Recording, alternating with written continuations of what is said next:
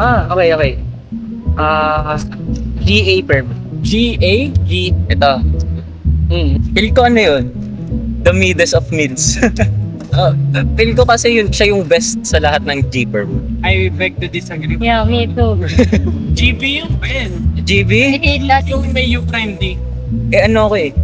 Wide yung gamit ko. Pangit. Agree. Pinaka-best na J-Perm. Hindi, ayun yung pinaka-pangit. Agree ako. Di mo makasalit eh. Pag GA kasi, parang mabilis kasi siya ma-recognition eh. Yeah.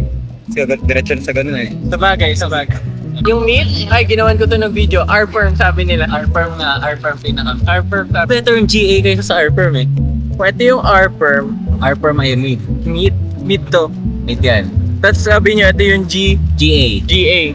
Feeling ko kailangan natin ng ibang point of view dito. Baka na yung camera. Okay, guys. Tingnan natin siya. Ano bang gusto nitong PL?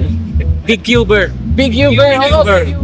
Diba shit yung ano sa kanya. Ganito? Okay to. Alam ko naman disagree ka. Sige. Ganyan, game na. Ano niya daw?